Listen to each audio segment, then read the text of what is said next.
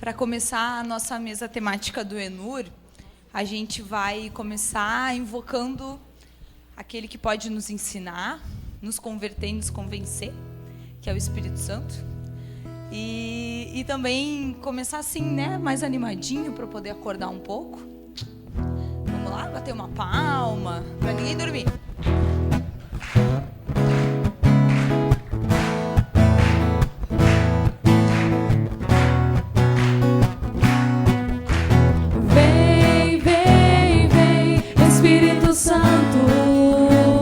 Transforma minha vida, quero renascer. Vem, vem, vem, Espírito Santo, transforma minha vida, quero renascer. Quero abandonar-me em seu amor, encharcar-me em teus rios, Senhor, derrubar as barreiras em meu coração. Quero abandonar-me em seu amor, encharcar-me em teus rios, Senhor, derrubar as barreiras em meu coração. Vem, Espírito, vem, vem, vem, Espírito Santo, transforma minha vida.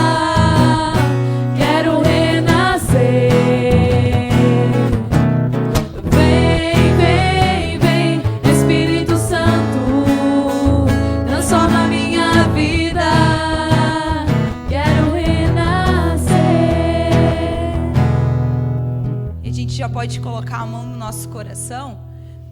E enquanto eu via a gente cantando essa música e dançando, eu fiquei me dando conta que, como cristãos e universitários católicos carismáticos e profissionais, na academia a gente é chamado às vezes a fazer isso, né? Num lugar onde a maioria dos nossos colegas morreria de vergonha de erguer os braços e fazer um gesto, bater palmo, fazer uma dancinha. A gente é chamado às vezes a fazer essas coisas que não são essenciais, mas que mostram também que a gente está disposto a fazer até às vezes o que não é muito comum para servir a Deus, para chegar mais perto dele. E é assim, Senhor, que nós queremos começar esta tarde entregando o nosso coração, a nossa vida acadêmica e pedindo, Senhor, que Tu venha com o Teu Espírito Santo para fecundar em nós toda a obra que Tu já iniciou, Senhor, porque Tu já nos trouxe até aqui. Isso já é um grande passo. Mas nós queremos avançar, Senhor. Nós queremos continuar rumo à meta que é Tu mesmo, que é o próprio Deus. Por isso nós Te pedimos, vem Espírito Santo sobre cada um de nós. Remexe no nosso coração, remexe na nossa razão, para que a gente possa juntos, com a nossa fé e a nossa razão, caminharmos, construirmos a nossa própria vida, a nossa própria trajetória, não sozinhos, não fechados, mas abertos a Ti, Senhor, como livres instrumentos nas Tuas mãos. Vem, Espírito Santo. Vem, vem, vem, Espírito Santo, transforma minha vida.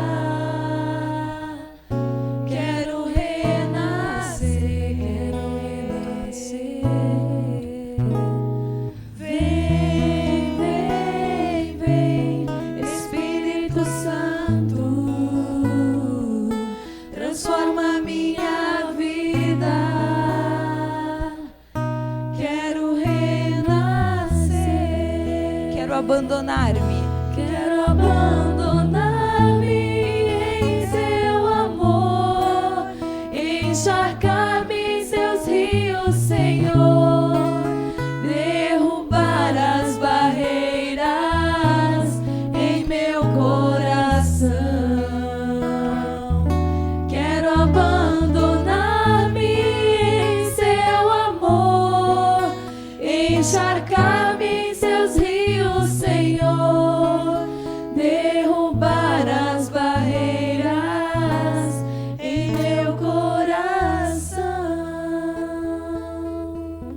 Pedimos também a proteção e a intercessão de Nossa Senhora para essa tarde.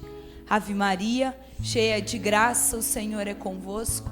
Bendita sois vós entre as mulheres, bendito é o fruto do vosso ventre, Jesus. Santa Maria, Mãe de Deus, rogai por nós, os pecadores, agora e na hora de nossa morte. Amém.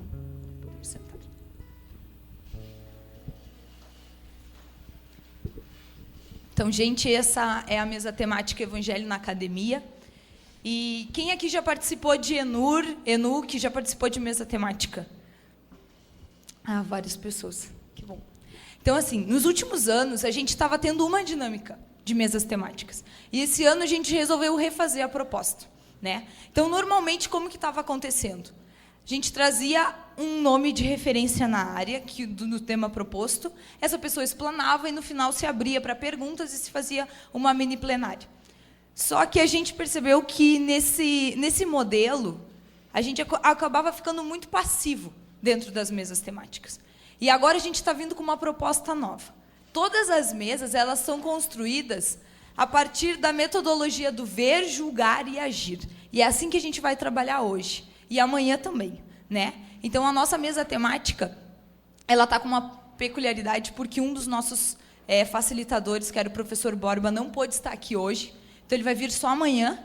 Vocês, não, por favor, não desistam da mesa temática por causa disso. Mas a gente tem duas pessoas muito boas aqui e capacitadas. Então, a gente vai trabalhar dessa forma. Hoje, a gente vai trabalhar com o ver e o julgar. E no dia de amanhã nós ficaremos com o agir. Como que vai acontecer? Nesse primeiro momento, os nossos facilitadores vão expor o tema proposto, Evangelho na Academia, e depois vocês vão se dividir em grupos. Na verdade, a gente já vai fazer essa divisão de grupos agora, para não perder muito tempo. Todo mundo recebeu um papelzinho ou um número quando chegou, né? Então, quem é o número 1? Quem tem a placa grande 1? Ali. Então, todos podem ficar... O pessoal que é 1... pode tentar sentar perto da pessoa que está com a plaquinha 1, tá? A gente vai fazer um rebuliço aqui dentro, mas é esse mesmo a proposta. Tá? Então, tu pode, de repente, se levantar e ir lá mais para o fundo, que aí já abre um espaço. Todo mundo que é 1, senta lá perto contigo, pode ser? O 2, aonde que está? Então, uma do lado da outra. Aí, então, quem é de 2, vai indo ali. A gente vai trocando os lugares, tá? O 3... Isso. Aí quem é 3 já vai se movendo para perto dele. O 4. Ali, ó, eles estão todos perto. O 4. O 5, onde que está? Isso, gente, já podemos ir se movimentando. Quem é do grupo 5 já vai indo para perto do 5. Cadê o 6? O 6. Aqui. Aqui está o 6, ó, pessoal.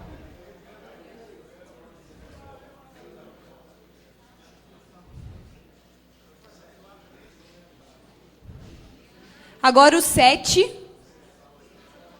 O 7 está aqui na frente, ó, tem bastante espaço. Isso, o Dom Eduardo vai ficar aqui no grupo 7 também. Dá para ficar 8 lá fora. Até 11. Dá para ficar 8 em mesinhas. Tá, não, mas agora é só para eles sentarem juntos. Tá? Isso, é o 7. Cadê o 8? O 8 está lá no meio, já estão todos reunidos. O 9. O 9 lá na ponta, gente. Ó, quem é 9? Cadê o 7? Tem gente que procurando 7. Aqui. O 10. Aqui o 10, ó. Nesse canto.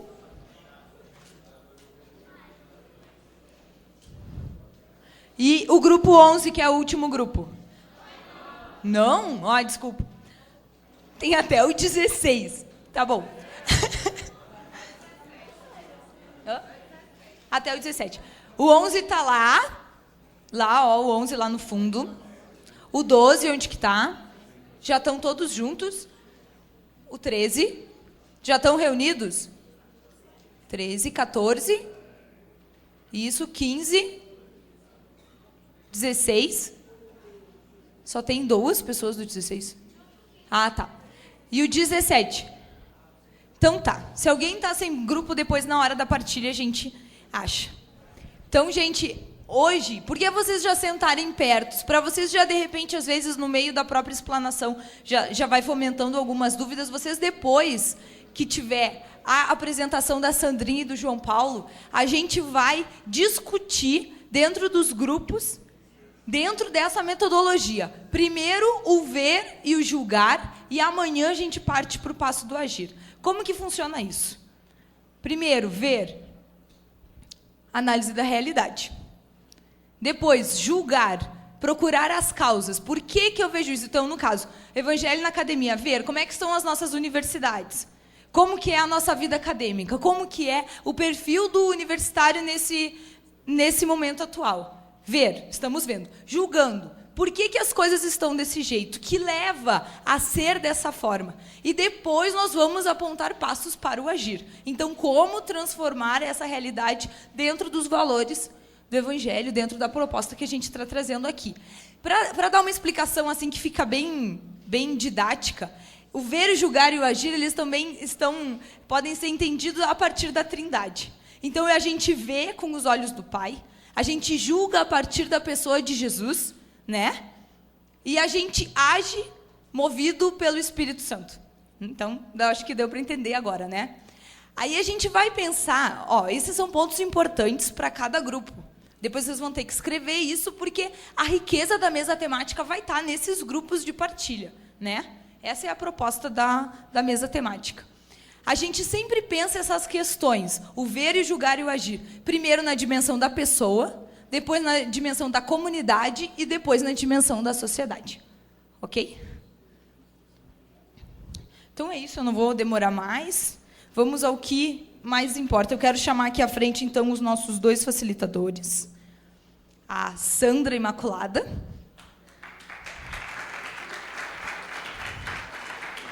A Sandra, ela é professora lá na Universidade Estadual do Maranhão e atualmente ela também é doutoranda em matemática na UFSCar. E também o João Paulo,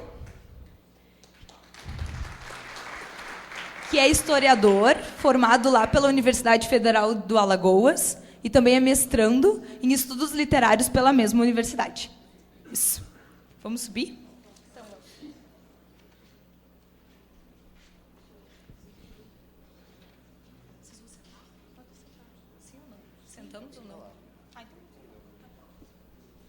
Gente, boa tarde.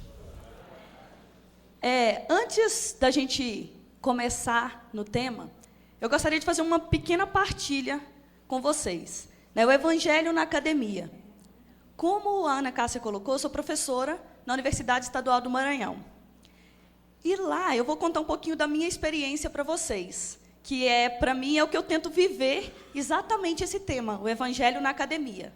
Eu sei que tem muitos aqui que são universitários, outros já são profissionais, mas eu vou contar da minha experiência um pouquinho para vocês sobre o tema. Lá na universidade, existe um programa que se chama Programa Darcy Ribeiro. E nesse programa Darcy Ribeiro, o que acontece nesse programa? Nesse programa, a proposta dele é uma universidade itinerante. É levar a universidade nos locais onde não tem universidade. No estado do Maranhão, a realidade é que são pouquíssimas cidades que têm universidade. Tá? Tem só nas maiores cidades.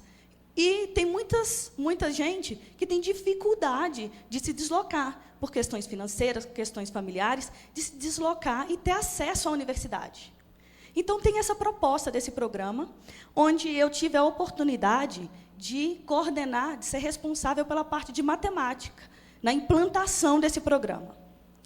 E o que me motivou? Ele tomava muito tempo, né, porque, além das minhas aulas, eu ainda tinha que cuidar dessa parte do programa, e não recebia a mais por isso, de início. Então, como a gente sabe, né, nós vivemos num mundo capitalista, onde não tem dinheiro, ninguém também quer, pouquíssimas pessoas querem abraçar a causa. Mas eu resolvi abraçar a causa por quê? Porque eu acredito que a gente vai mudar a sociedade através da educação. E eu tenho que acreditar nisso, e eu espero que todos nós, educadores ou futuros educadores, acreditemos e vivemos com esse pensamento, que não existe né? Um país, não existe o crescimento de um país se não for através da educação.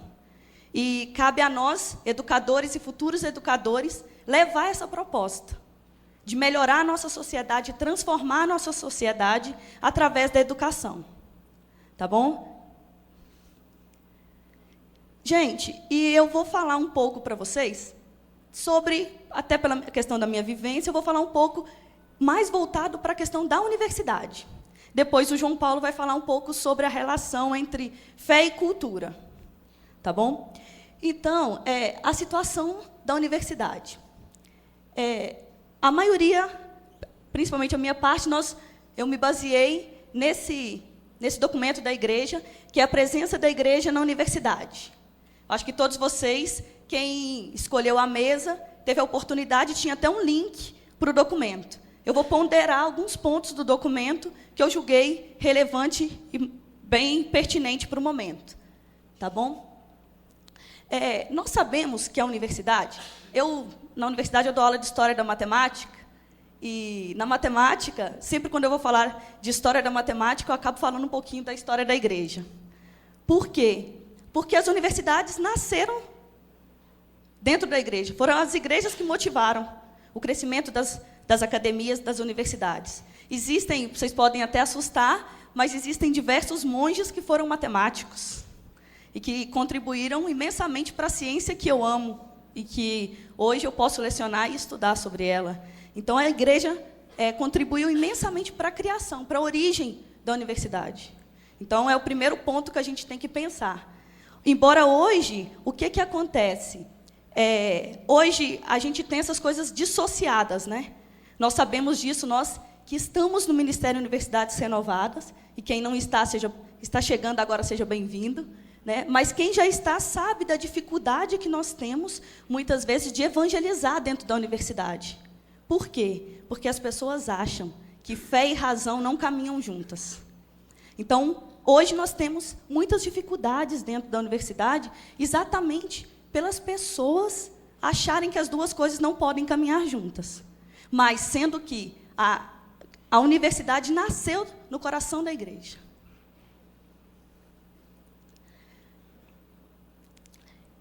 Outro ponto importante, muito importante mesmo, é a questão que hoje nós vivemos.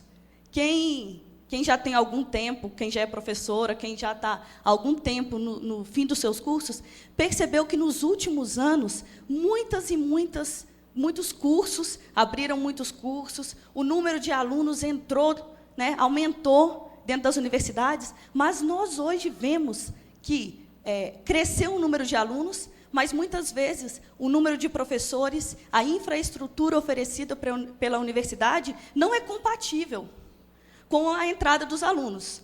Eu estou mentindo? Então, nós temos essa realidade. O curioso é que, nesse documento, a igreja já tratava desse assunto. A igreja já falava sobre isso. E nós hoje estamos vivendo isso, experimentando isso nas nossas salas de aula.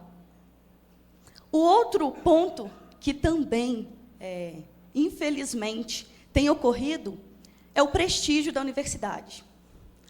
Hoje em dia, a universidade tem perdido seu prestígio, devido a vários fatores. Pode ser, vou citar alguns deles. Hoje em dia, o número de universidades é muito grande. Então, nós temos universidades de níveis melhores, universidades de níveis não tão bons. Então, com isso, e também a questão da formação, né? Hoje em dia, a gente está tão preocupado com o mercado de trabalho que a gente acaba esquecendo um pouco da qualidade.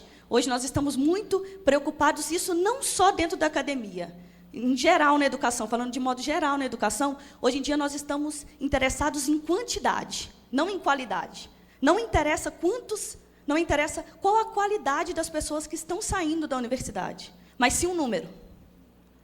Então, com isso, a universidade tem perdido grande parte do seu prestígio. Sem contar que antigamente as pesquisas eram praticamente todas desenvolvidas dentro das universidades. Hoje, nós temos diversos institutos, não só universitários, que praticam pesquisa, que desenvolvem suas pesquisas. Sem contar que nas universidades públicas, hoje, quem estuda em universidades públicas ou trabalha, sabe da dificuldade da gente ter um bom laboratório, da gente ter bons computadores. Então, isso tudo vai fazendo o quê? Com que a universidade vá perdendo o seu prestígio e outras instituições vá ganhando esse espaço. Esse aí, para mim, é fascinante. Vou até ler esse aí, que, para mim, do geral, esse aí foi um dos mais importantes. Até há pouco, ser estudante e, mais ainda, professor, era em toda parte uma promoção social indiscutível. Hoje, os estudos universitários desenrolam-se num contexto, muitas vezes, marcado por novas dificuldades de ordem material ou moral. Então, para mim, por que isso aí é importantíssimo? Antigamente parece que eu sou velha, né? Mas tudo bem. Antes, até, o que acontece? As pessoas que entravam na universidade, quando elas saíam da universidade, até pelo número reduzido de pessoas que saíam da universidade, essas pessoas já saíam com emprego. Essas pessoas já saíam, e não é qualquer emprego, era com os melhores empregos, com bons salários. E isso fazia com que a pessoa tivesse uma ascensão social. Hoje em dia, se nós pararmos para pensar, entre nós aqui, nós conhecemos diversas pessoas que se formaram e estão desempregadas hoje. Então, essa questão da promoção social hoje, a universidade tem perdido isso. As pessoas têm se formado, têm conseguido um diploma, mas esse diploma não vem acompanhado da segurança de um emprego, da segurança de um salário.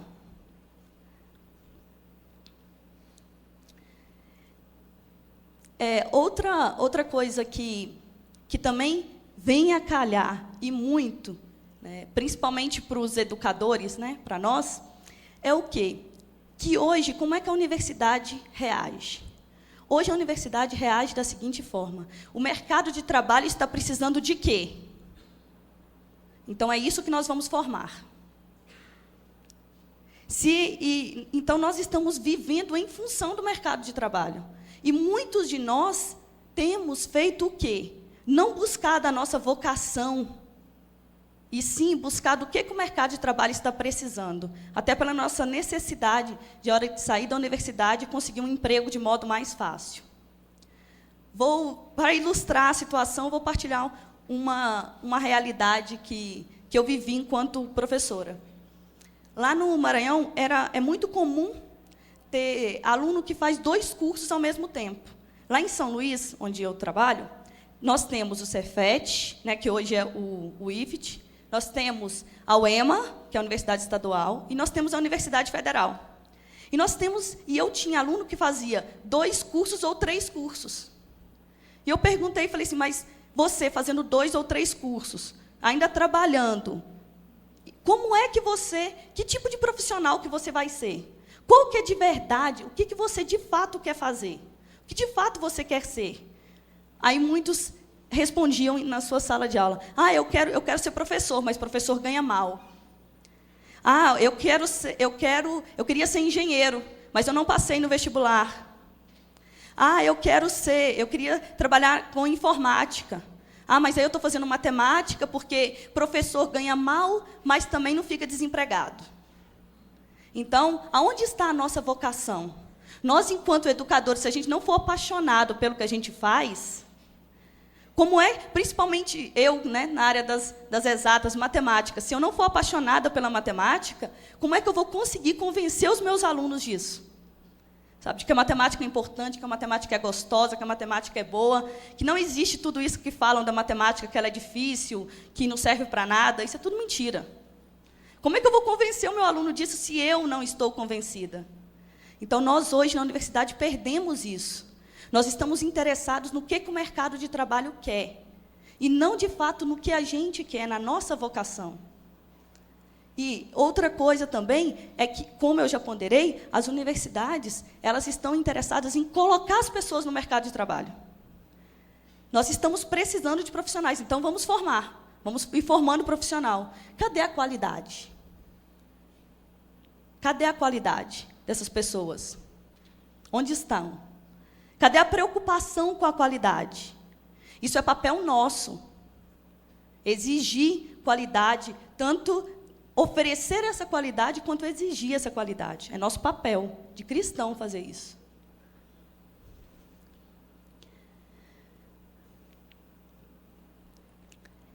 Mas, apesar de todas as dificuldades, né, que eu não vou ficar aqui falando, se eu for falar aqui das dificuldades da universidade, a gente vai até amanhã e não acaba. Mas, apesar de toda a dificuldade que nós podemos ter dentro das universidades, a questão do capitalismo, a questão da infraestrutura que a gente pode ter, a questão da má formação dos nossos professores, a nossa má preparação também. Muitas vezes a gente está fazendo licenciatura, né, porque eu acho que a maioria das pessoas que estão aqui ou se formaram ou estão fazendo licenciatura, né, ou vão ser professores universitários, mas tem esse viés com a educação. Então, muitos de nós escolhemos fazer o nosso curso porque era mais fácil de passar, porque eu não vou ficar desempregado, mas não é apaixonado pelo que faz. E, para mim, enquanto professora, a pior coisa que tem é dar aula para uma pessoa que não é apaixonada por aquilo que está fazendo. Quem é professor pode perceber isso. A melhor coisa que tem é você dar aula para pessoas apaixonadas pelo que faz. E a melhor coisa que tem é você ser apaixonada pelo que você faz. Porque aí o dinheiro fica em segundo plano. Claro que todos nós precisamos de dinheiro. Nós precisamos do dinheiro para comer, para vestir. Mas ele acaba que o prazer de você fazer uma coisa que você gosta supera, muitas vezes, essa questão da desvalorização salarial.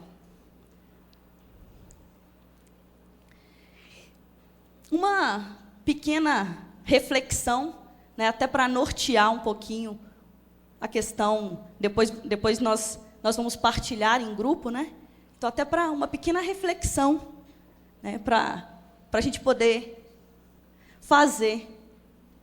A presença de católicos na universidade constitui também um motivo de interrogação e de esperança para a Igreja. Em numerosos países, esta presença é, com efeito, por vezes imponente em número, mas de influxo relativamente modesto, dado que muitos professores e estudantes consideram a sua fé como um assunto estritamente privado, ou não percebem um impacto da sua vida universitária na sua existência cristã. Por que isso? Vocês já pararam para pensar que eu sempre me faço esse questionamento. E eu me faço esse questionamento da minha posição enquanto cristã na sala de aula, enquanto professora dentro da minha sala de aula, eu tenho que dar testemunho cristão.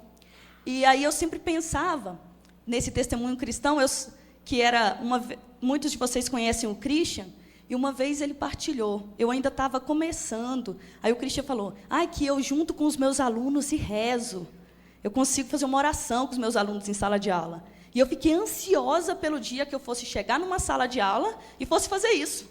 Porque eu achava que ser profissional do reino, eu estar ali, levar Jesus Cristo dentro da universidade, era chegar lá e rezar com os meus alunos.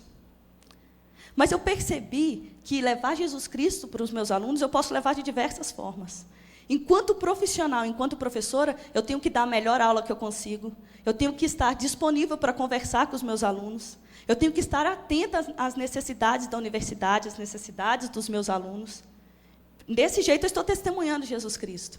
Eu não preciso necessariamente chegar na minha sala de aula com a minha Bíblia debaixo do braço, abrir, imagine eu. Gente, agora nós vamos aprender derivada. Mas antes, espera aí que eu vou abrir a minha Bíblia aqui para a gente poder fazer uma oração.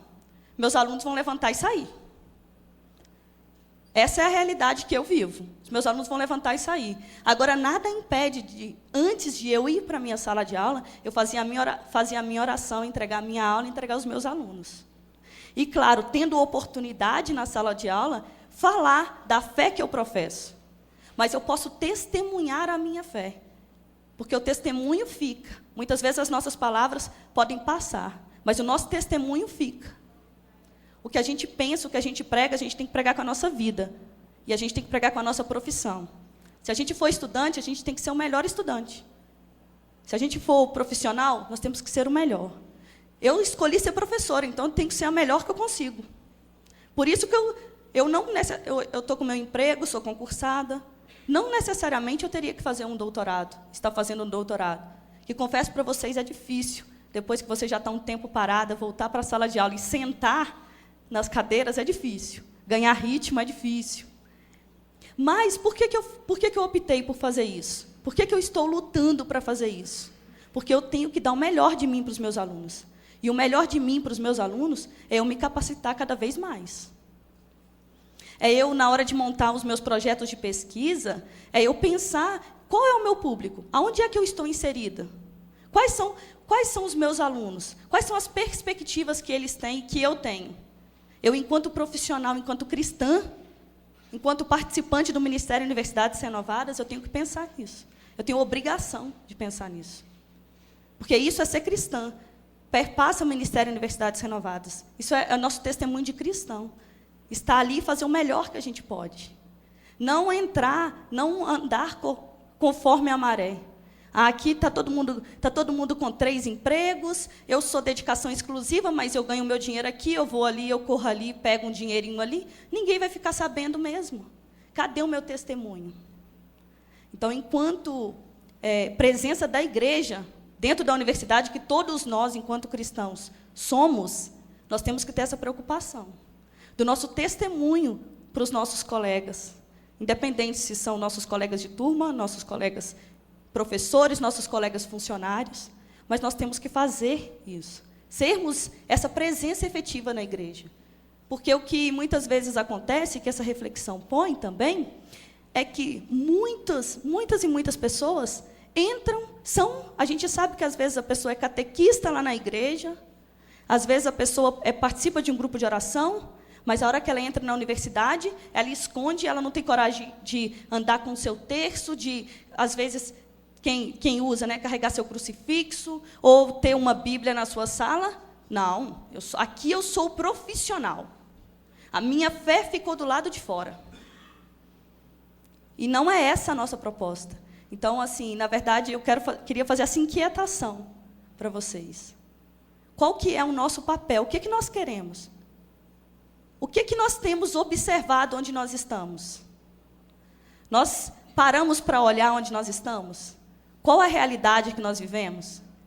Nós temos valorizado o nosso curso, nós temos valorizado esse momento que nós estamos vivendo, esse momento privilegiado. Embora eu falei que a universidade perdeu um pouco do seu prestígio, mas nós sabemos que, em muitas famílias, nós somos, talvez 1, 2, que tem curso superior. Então, vamos parar para pensar onde nós estamos. Qual que é efetivamente o nosso papel? E agora, eu falei um pouquinho da universidade. Então, agora eu vou convidar o João Paulo para falar um pouquinho da relação entre a fé e cultura. Que era o outro documento, a outra proposta que a gente tinha também dentro da mesa para a gente poder estar falando. Tá bom?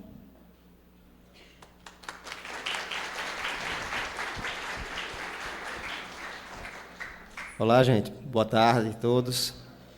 Primeiramente, a gente queria registrar aqui a presença de nossos bispos, né? Dom Eduardo Benes e Dom Valério Breda. E também da irmã Maria Eugênia. Então, gente, vou começar tentando levantar algumas questões sobre essa relação entre a fé e a cultura, né? Pensando a cultura um pouco mais ampla, não como apenas costumes ou tradições, ou etnograficamente falando, mas pensar a cultura de forma mais ampliada, principalmente ligada à cultura acadêmica, né? A cultura nesse sentido. E aí a gente vai fazer um pouco... como é? Certo. Então, eu sou formado em História, lá pela Universidade Federal de Alagoas, e atualmente faço mestrado, estou no 2º ano do mestrado, em Estudos Literários, certo? Defendo agora em fevereiro. Pronto, pessoal. Então, essa é uma relação que não é muito nova, né? Embora ela tenha sido mais efervescente nesses últimos, eu acho que 70 anos para cá, a igreja vem tentando levantar algumas questões sobre essa relação. Mas é uma relação que, desde que a igreja começou a ser igreja, que ela já estabelece, né, a relação com a cultura. Por exemplo, lá nos Atos dos Apóstolos fala que Paulo, quando ia evangelizar os pagãos, ele não só utilizava os profetas antigos, como Moisés, Ezequiel, Isaías, Abraão, mas ele falava também de alguns filósofos pagãos, né? Aqueles que mais poderiam chegar próximo à proposta cristã. Como, por exemplo, lá no capítulo 17 e 18, ele fala, quando vai falar aos pagãos, ele cita os filósofos epicuristas e estoicistas. Né? Então, não é uma relação nova, é uma relação que vem. E quando os primeiros padres da igreja também já começavam a fazer essa relação, né? Principalmente com a introdução da retórica, e os dois pilares da Idade Média fizeram perfeitamente bem essa relação, né? Santo Agostinho e São Tomás de Aquino. Santo Agostinho ele conseguia cristianizar a razão, podemos assim dizer, e Tomás de Aquino, já percebendo essa mudança de mentalidade, essa mudança de transição de cultura, ele conseguiu dar razão à fé, né? Tentar entender a fé com o olhar da razão, né? Que ele fez, eu acho que foi o nosso principal, o que melhor fez essa síntese entre fé e razão, entre fé e cultura. Naquele momento, entre fé e filosofia, que era a disciplina mais se destacava. Pode passar.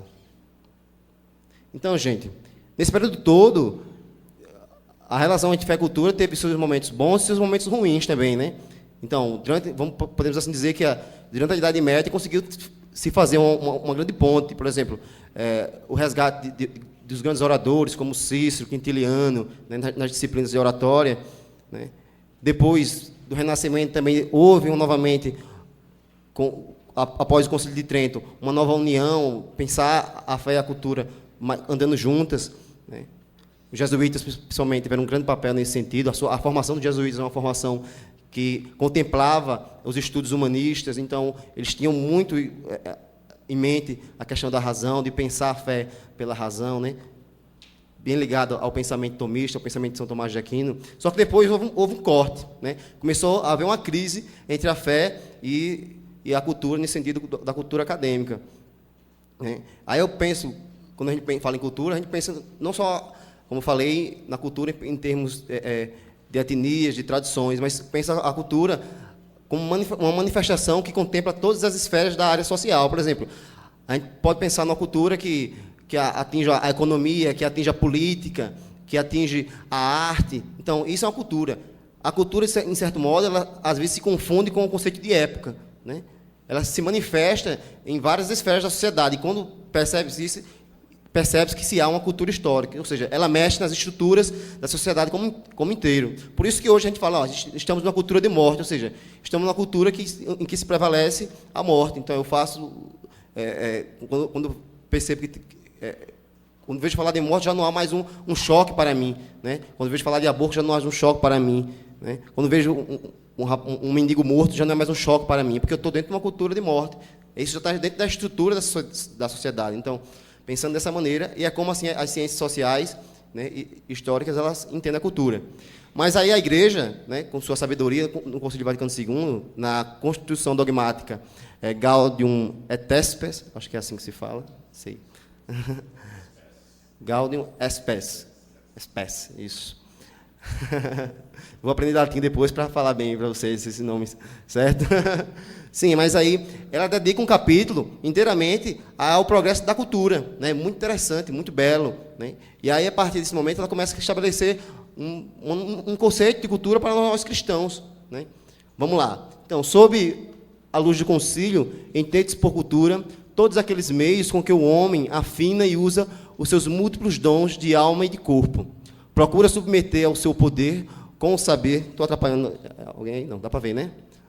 Com o saber e o trabalho. O próprio cosmos torna mais humana a vida social, tanto na família como em toda a sociedade civil, com o progresso dos costumes e das instituições. Então, ou seja, como entre o século XVII até o século XIX houve uma certa crise entre a fé e os intelectuais, entre a fé e a academia, entre a fé e a cultura, né? Ela agora começou a ver que de certo modo, a cultura tem muito a contribuir com a fé também, né?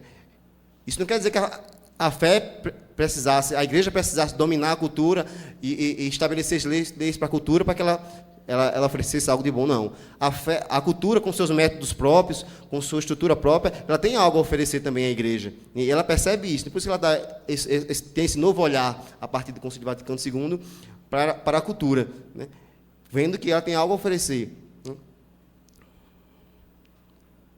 Então, vamos lá. De acordo com a Constituição Dogmática Gaudium et Spes, a cultura é, antes de tudo, um auxílio à fé no desenvolvimento integral da pessoa humana. Então, como eu já tinha falado, de certa forma, toda a cultura, a produção cultural, ela nos ajuda, quando ela nos ajuda com sua tecnologia, com os avanços dos meios de transporte, os avanços no meio de comunicação, o avanço das pesquisas científicas, tudo isso pode ajudar para um melhor desenvolvimento da pessoa humana de forma integral, né? E a igreja percebe isso, claro, e vê que ela, com os métodos próprios da cultura, ela pode oferecer algo bom para a gente, né? Com suas próprias leis, ela pode oferecer algo bom para a gente. Então, sobretudo quando se sobressai os valores positivos dessa cultura. Então, o que são esses valores positivos? Por exemplo, o pesquisador ele pesquisa e pensa que ele tem um compromisso em fazer com que a sua pesquisa cause algo de bom para as pessoas, né? Então, esse é um valor positivo. A pesquisa, de certa forma, ela cria um certo sentimento de solidariedade entre as pessoas. Então, esses são valores positivos que a Constituição Dogmática fala, que ela pode oferecer, mais do que tudo, como diz aqui, tudo isso pode constituir uma preparação à disposição da mensagem cristã. Ou seja, mesmo que num ambiente não se tenha uma cultura cristã ainda, mas se esses valores positivos da cultura estiver, a mensagem cristã pode penetrar no coração do homem de forma melhor, né? Porque a pesquisa, a estrutura histórica, cultural daquele momento, ela pode oferecer esse suporte para a fé. Então, por isso que ela é um grande auxílio à fé. Por favor. Então, o papel da fé perante a cultura. Perante o progresso de uma cultura que aparece divorciada não só da fé cristã, mas até dos próprios valores humanos, bem como perante uma certa cultura científica e tecnológica, incapaz de dar respostas à premente procura de verdade, de bem que arde no coração dos homens, a igreja tem plena consciência da urgência pastoral de se dar à cultura uma atenção toda especial. Então, é aquilo que eu já estava falando, né? Hoje se pensa mais a cultura, né? Se dá um valor mais à cultura, se pensa mais que os cristãos devem penetrar na cultura, ou seja, onde ela se manifesta, seja na política, seja na economia, seja nas artes, né? Seja na pesquisa. Então, ela percebe que essa cultura pode nos oferecer algo de bom, né? O documento Aparecida é muito interessante, que ele fala nisso, né? Que hoje, até o Leandro citou lá, que hoje há uma urgência de vozes que sejam autênticas e tenham personalidades que entrem nesses meios de cultura, né? Que estejam presentes nesse meio. Agora, como ela diz, precisa ser pessoas autênticas, que tenham personalidades, né? Não dá para você chegar lá e fazer como os outros fazem e continuar do mesmo jeito, né? Com um certo tipo de cultura. Mas o cristão autêntico, ele pode penetrar e pode tirar coisas muito boas, né? Pode fazer da cultura um grande auxílio à sua pesquisa, um grande auxílio ao desenvolvimento humano integral. Os cristãos devem penetrar na cultura a fim de que prevaleça o respeito pela vida e o desenvolvimento integral da pessoa humana. Então, como eu já tinha falado, a cultura, por si só, a igreja já reconhece isso. A própria Constituição Dogmática diz isso, que a igreja ela não quer controlar a cultura ou quer impor um método à cultura. A cultura tem seus próprios métodos, né? A academia tem seus próprios métodos, a ciência tem seus próprios métodos, né? E ela precisa caminhar. Agora, qual é o papel dos cristãos? É não permitir que essa cultura ela cause danos à pessoa humana, seja danos sociais, seja danos morais, seja danos à vida, né? E, nesse sentido, o papel do cristão é penetrar na cultura e fazer que na cultura se prevaleça o respeito pela dignidade da pessoa humana, né? Esse é o papel que a igreja precisa ter na cultura. Não é de interferir na cultura, não é de mexer na cultura, né? Mas de fazer com que a cultura universitária, a cultura da pesquisa, a cultura política e econômica, ela respeite os valores humanos, né? Basicamente é isso. Ela precisa respeitar a pessoa humana, precisa respeitar a vida, né? Ela precisa trabalhar para o bem comum das pessoas, e não apenas ou para alguns, ou trabalhar cegamente a ponto de violar a vida, quer dizer, né? De violar a vida e a dignidade humana. Certo? Vamos lá. Por isso, a igreja pede aos fiéis leigos que estejam presentes em nome da coragem, da criatividade intelectual, nos lugares privilegiados da cultura. Que lugares são esses? É o lugar que eu, que você, que nós fazemos parte, que é a universidade, né? Os campos de pesquisa. Esses são os lugares que a igreja diz, eu quero que você, que nós estejamos lá presentes, para fazer com que prevaleça a boa cultura, os valores positivos da cultura. São estes lugares que nós precisamos estar e que a igreja exige de nós. Como são o mundo da escola e da universidade, os ambientes da investigação científica e técnica, os lugares da criação artística e da reflexão humanista, né? Então, hoje, por exemplo, a gente poderia ter muito mais cristãos autênticos, e ainda há uma dificuldade muito grande com relação às artes, né? Poucos intelectuais ligados às artes são cristãos autênticos, a gente não vê isso tanto, né? Eu acho que a gente precisa penetrar mais nesses campos também das artes, não só na academia, como hoje, graças a Deus aqui no Brasil nós estamos conseguindo, mas também com relação às artes, né? A gente não vê um grande ator, um grande diretor que seja um cristão autêntico, né? E que faça coisas boas nesse sentido, né? Temos pessoas de muita qualidade, é claro, né? Que não são. E é uma coisa que a gente tem que pensar também, né? Isso não quer dizer que o cristão, que é só o cristão que seja bom, né? Ninguém está dizendo isso, né? Eu sempre falo que eu conheço ateus que são grandes cristãos e conheço cristãos que são grandes ateus, né? Pelas suas atitudes. Então, não é porque a pessoa também é até, ou porque existe um grande pensador que não acredita em Deus, que ele não vem contribuir. É claro que esses pensadores desses últimos séculos, mesmo falando contra a igreja, mesmo não reconhecendo, eles contribuíram com a sociedade, né? Aí tem um monte que a gente podia citar, Freud, os pensadores existencialistas, Nietzsche, pessoas que, embora não tivessem relação, mas que contribuíram, de certa forma, com a sociedade, né? Aí poder pensar na área da saúde também.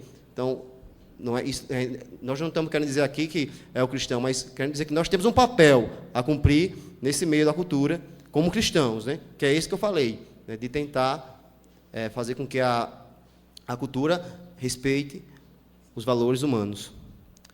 Certo? Pode passar. Então, gente, por fim, né, para a gente encerrar, a síntese entre fé e cultura, entre cultura e fé, não é somente uma exigência da cultura, mas também da fé. Uma fé que não se torna cultura é uma fé que não é plenamente acolhida, inteiramente pensada e fielmente vivida, né? A presença da igreja na universidade. Então, gente, quando a gente pensa, como eu falei, se a gente pensa na cultura como algo que atinge todas as esferas da sociedade, a gente pensa também que nossa fé pode se tornar cultura, né? Ela pode atingir todas as esferas da sociedade, sem precisar que todos estejam submetidos à fé, não é isso. Mas ela pode se tornar, a gente pode criar um ambiente todo, no comportamento das pessoas, nas buscas que ela tem, um ambiente de cultura cristã, né? Nós podemos criar na universidade um ambiente de cultura cristã, fazer que nossa fé seja cristã. Isso não quer dizer que todos vão ser cristãos, mas que existe uma cultura cristã, existe uma cultura, podemos dizer, que valorize a dignidade da pessoa humana, né? Que leva até o fim esse propósito, né? Então, nossa fé, né, é uma fé que, uma coisa que a gente precisa pensar aqui nesse momento é isso, né? Como nossa fé pode se tornar cultura, né? E o que devemos fazer para isso. Certo, gente? Pronto, acho que já encerrou. Passa aí para ver se tem mais alguma coisa. Acho que não. Pronto. Agora, obrigado.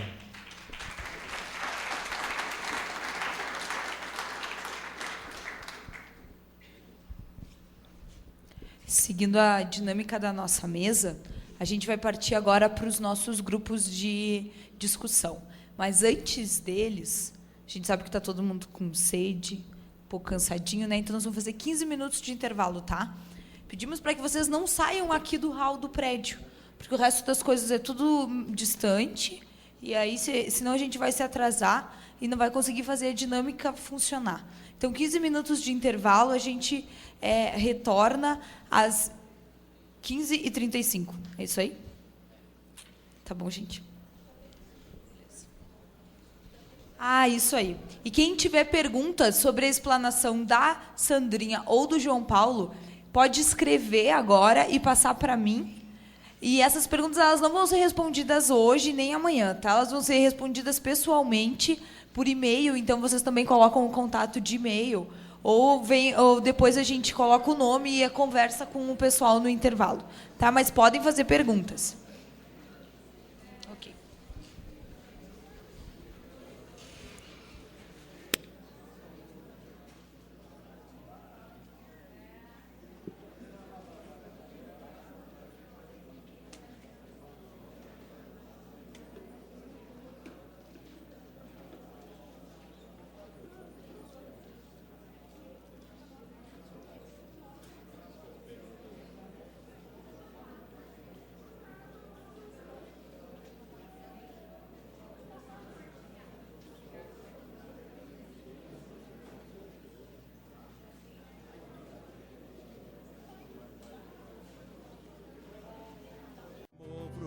Que vem de ti, Senhor, em mim brotou. Glória, glória eterna, glória a ti, Senhor. Glória, glória eterna, glória a ti, Senhor. Servi ao Senhor com toda a alegria, vinde exultaremos. Sabei que o Senhor é Deus e Salvador, e só a Ele pertencemos. Glória, glória eterna,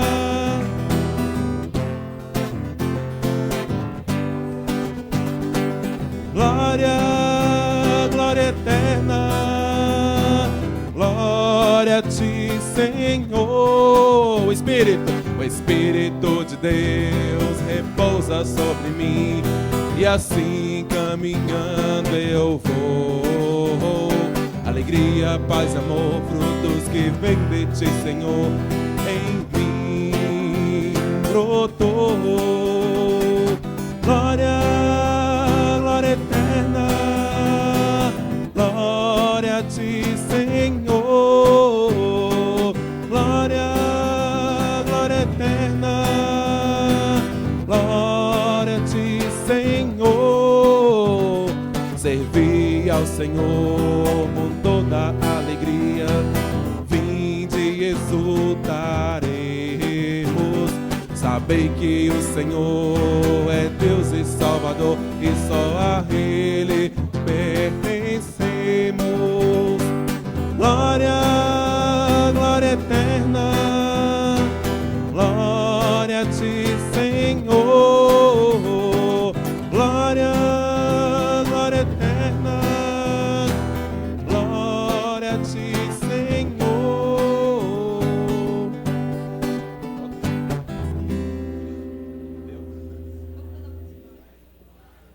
Qual? Qual? Qualquer outra?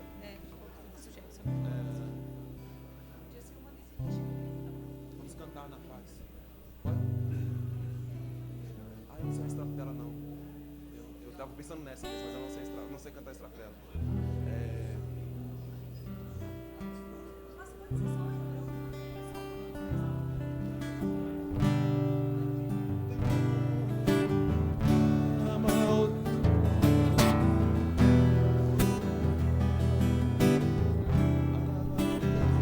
Então, gente, nos preparando para agora para os nossos grupos de partilha.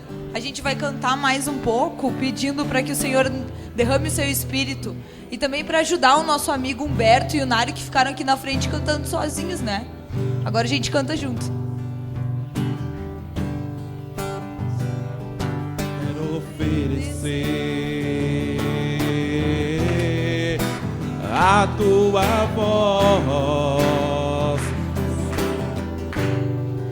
Derrama o teu Espírito sobre todos Vamos ficar de pé? Senhor, eu quero mergulhar, me comprometer,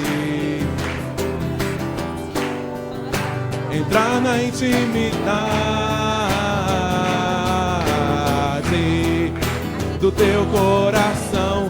Derrama em nós tua unção, derrama o teu amor em que, derrama o teu amor em que, faz chover sobre nós água viva. Derrama o teu amor aqui, derrama o teu amor em mim, faz chover sobre nós água viva.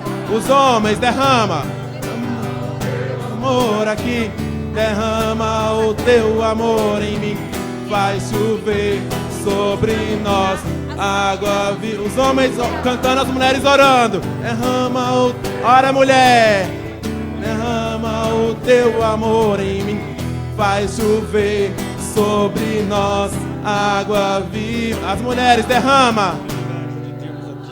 Exato. Orando, homens, derrama, Senhor, com poder, Senhor, tua força hoje nessa tarde, Senhor. Derrama teu Espírito sobre esta mesa, Senhor. Unge-nos com teu poder, Senhor, nessa tarde. Revela, Senhor, tuas palavras, o ensinamento da igreja, Senhor, para os universitários, Senhor. Derrama, Senhor, com poder. Chover sobre nós. Para terminar, todo mundo, derrama. Derrama o teu amor aqui. Derrama o teu amor em mim. Faz chover sobre nós água viva. Derrama o teu amor aqui, derrama o teu amor aqui, faz chover sobre nós água viva.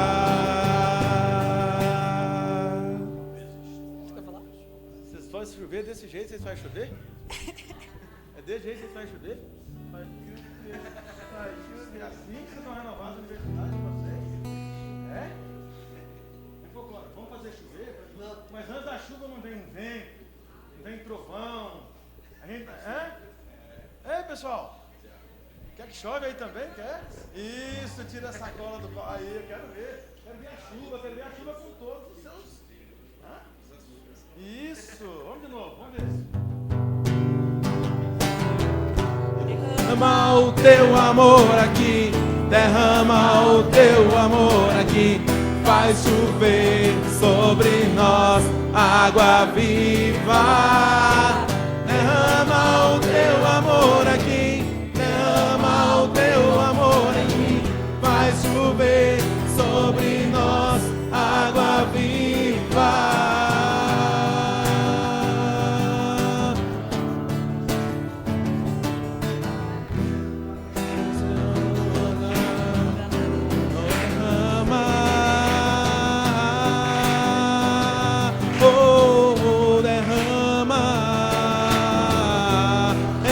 Sobre nós, Senhor, teu poder.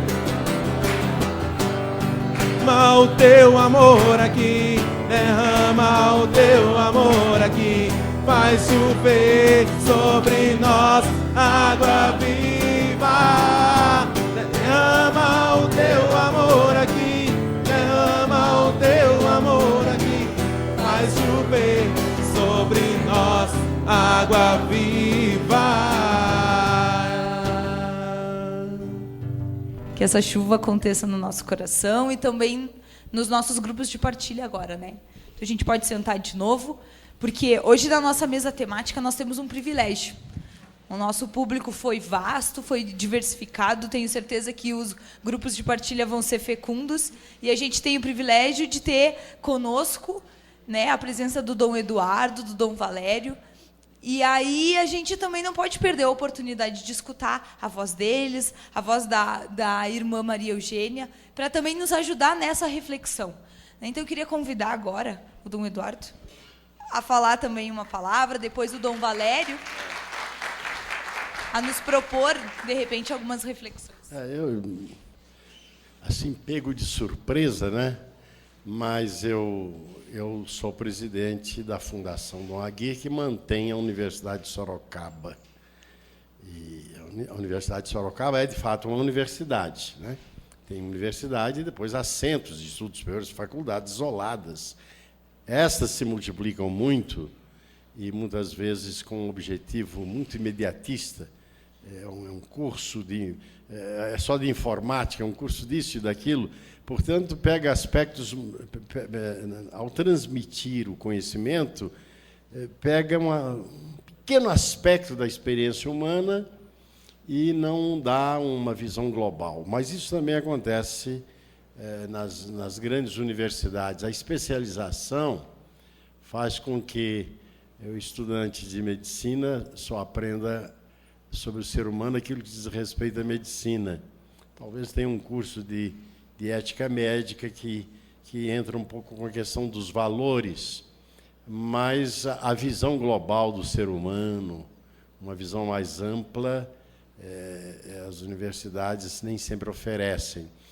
Onde a importância de professores e estudantes que, tendo fé e estando estudando uma determinada área do saber, aprendendo, se especializando numa determinada área do saber, que tenham, a partir da fé, uma visão mais ampla do ser humano, né?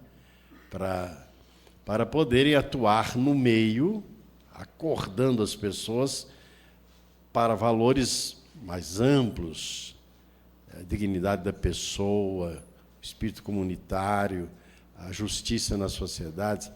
Essa missão nossa é muito importante, como foi lembrado pela professora, né, de termos uma presença onde a especialização numa determinada área do saber não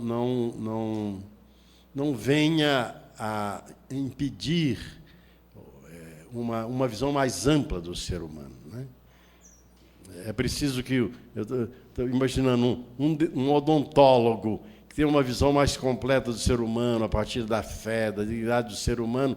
Quando ele vai tratar de um cliente, ele não faz apenas um trabalho técnico. O jeito dele, o diálogo que ele estabelece, pode abrir no coração do cliente dele, abrir para uma perspectiva mais ampla, né?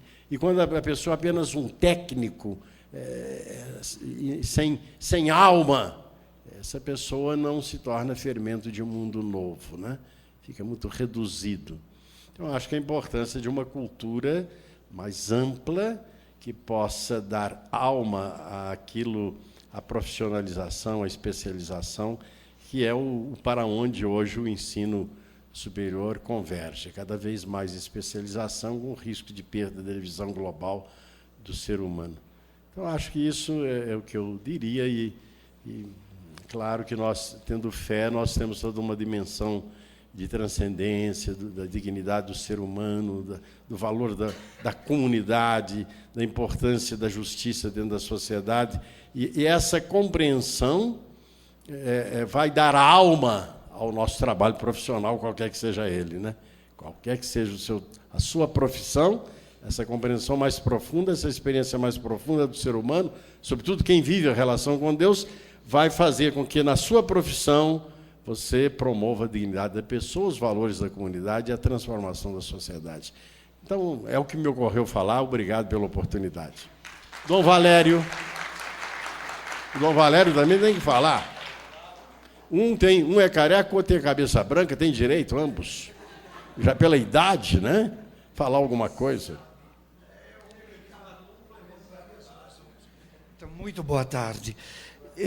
Algumas assim, indagações eu troquei com a irmã Maria Eugênia sobre o tema fé, razão, cultura, e é exatamente em razão deste tema, desta mesa temática, que eu escolhi vir para cá, porque eu estou convencido que grande parte da crise atual é uma crise cultural e portanto, deve ser muito bem analisado. Claro, não existe uma interpretação só, provavelmente, mas aprofundando o caminho da cultura, da história, se chega a entender o que é que está acontecendo hoje e quais podem ser os rumos, não só da cultura ou da ciência moderna ateia, por onde é que está se encaminhando, mas ver também por onde é que nós queremos caminhar. Há questões que eu vejo, não sei, dando uma leitura historiográfica. Você se formou em história, você disse, não é? Então, uma história interpretada do lado etiológico, se diz, não é? Das causas, como é que surge isso, como é que surge aquilo, para vislumbrar quais são as balizas que indicam um percurso humano já feito, para entender de por que direcionamento estamos nos encaminhando. Hoje, acredito que este é o grande desafio, que é da humanidade como tal, o desafio da igreja e da evangelização hoje, que se refere em prática ao futuro, um futuro num sentido mais absoluto. Eu não entro com esta minha colocação nos pormenores, mas quero dar uma visão, não sei se chamar de holística, quer dizer, de um todo macro, para ver quais são os sinais que foram aparecendo ao longo da história e como é que nós podemos gerenciar o nosso presente tendo em vista um futuro, porque eu espero que não se possa dizer, mesmo vendo um certo, não sei, uma certa problemática angustiante do mundo de hoje, não sei, a humanidade, de certa maneira, não só o Brasil antes das eleições, um tanto à deriva.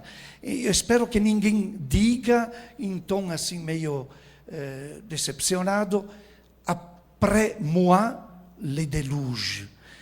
Depois de mim, o dilúvio. Quer dizer, aqui estamos no fim do mundo. Espero que não se chegue a este ponto, mas refletindo filosoficamente em cima dos fatos históricos e culturais, é claro que precisa muito cuidado, muita atenção, perspicácia para entender quais são os sinais que o Espírito Santo está dando à nossa época. Bom trabalho, viu? Não vou dizer nada.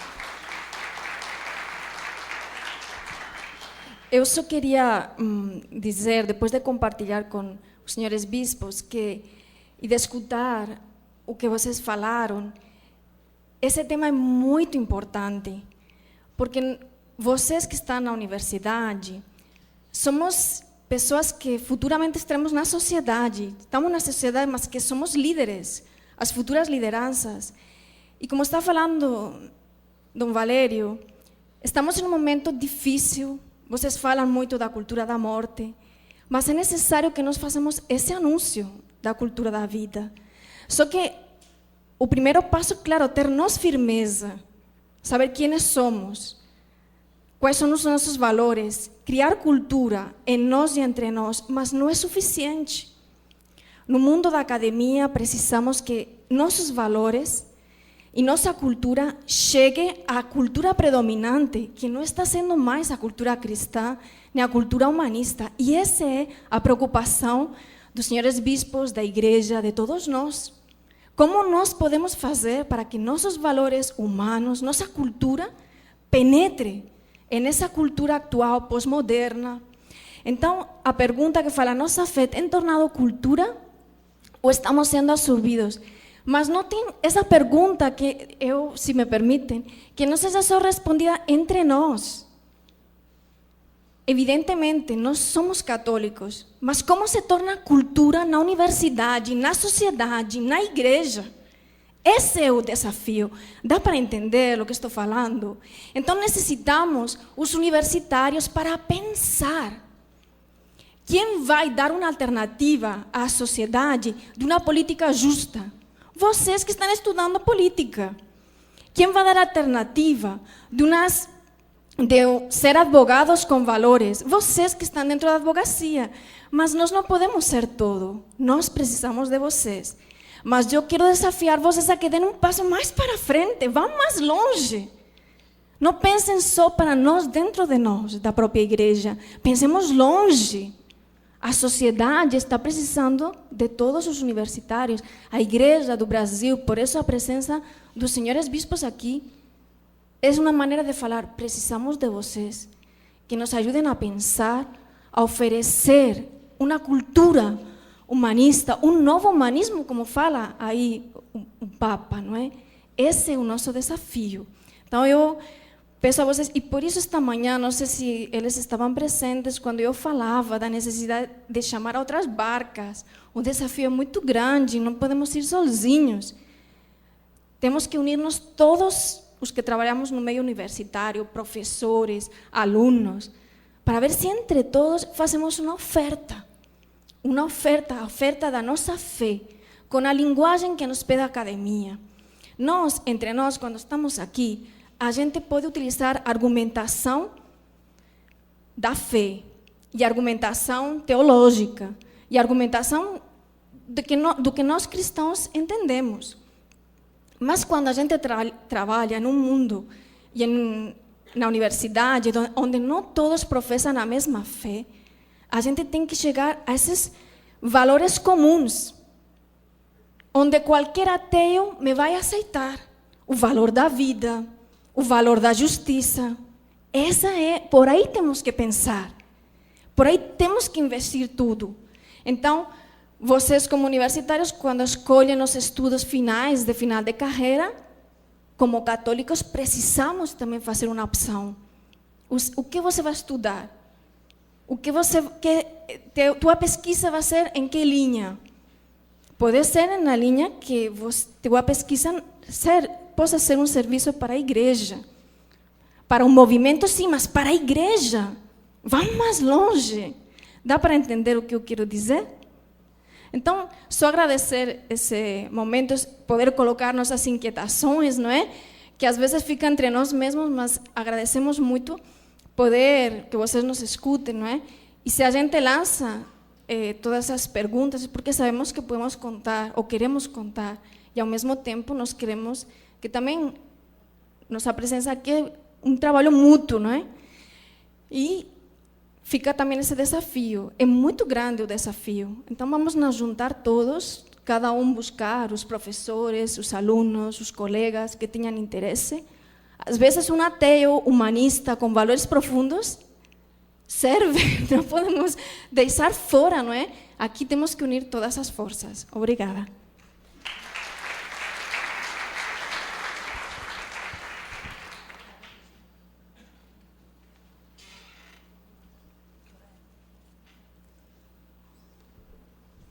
Gente, então agora a gente vai para os grupos.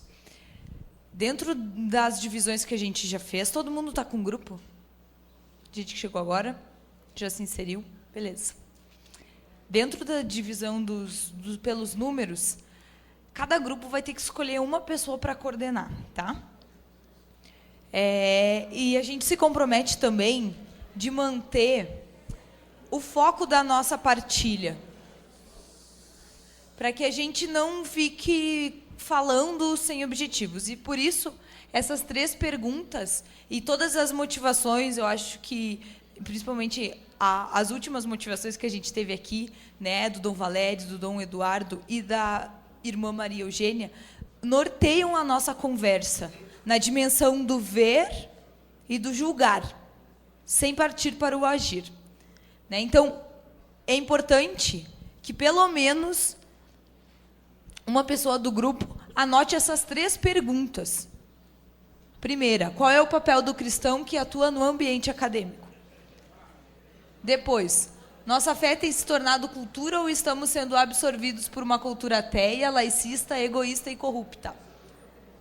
Terceira, por que e para que o Senhor está permitindo tantos mestres e doutores em nossas academias, membros do nosso movimento e membros também do nosso ministério?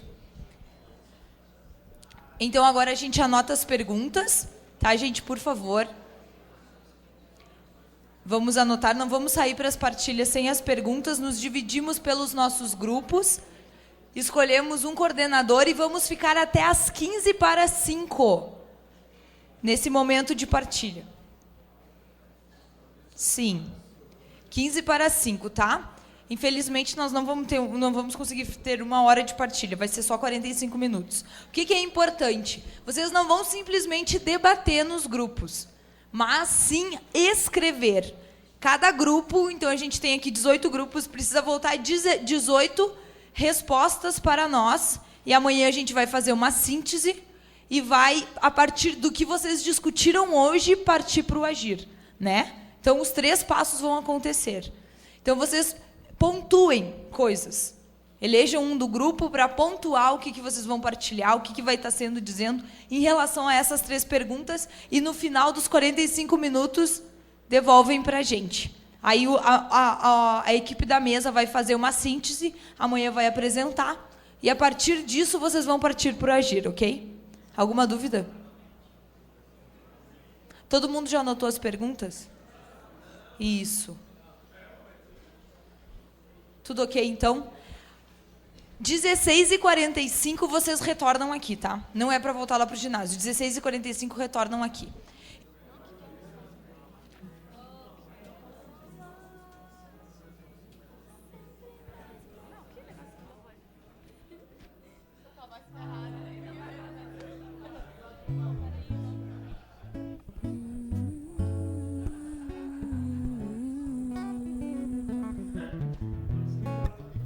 Quero louvar-te, sempre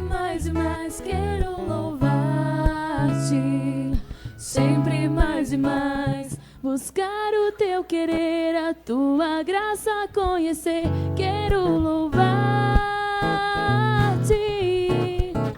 quero louvar-te,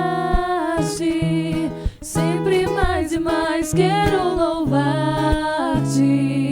sempre mais e mais, buscar o teu querer, a tua graça conhecer. Quero louvar-te, as aves do céu cantam para ti, as feras do campo refletem seu poder. Eu quero cantar, eu quero levantar as minhas mãos a ti. As aves do céu cantam para ti, as feras do campo refletem seu poder. Eu quero cantar, eu quero levantar as minhas mãos a ti. Quero amar-te, sempre mais e mais. Quero amar-te, sempre mais e mais, buscar o teu querer, a tua graça conhecer. Quero amar-te, quero amar-te, sempre mais e mais. Quero amar-te, sempre mais e mais, buscar o teu querer, a tua graça conhecer. Quero amar-te, as aves do céu cantam para ti, as feras do campo refletem seu poder. Quero cantar, quero levantar as minhas mãos a ti. Eu queria fazer um convite para quem já está aqui no auditório, para que a gente não deixe as nossas amigas Rebeca e Maria de Fátima cantando sozinhas aqui na frente. Gente, vamos ajudar. Então vamos cantar enquanto os nossos irmãos voltam. Quero louvar-te. Quero louvar-te, sempre mais e mais. Quero louvar-te, buscar o teu querer, a tua graça conhecer. Quero amar-te, quero louvar-te, sempre mais e mais. Quero louvar-te, sempre mais e mais. Buscar o teu querer, a tua graça conhecer. Quero louvar-te. As aves do céu cantam para ti, as feras do campo refletem seu poder. Eu quero cantar, quero levantar as minhas mãos a ti.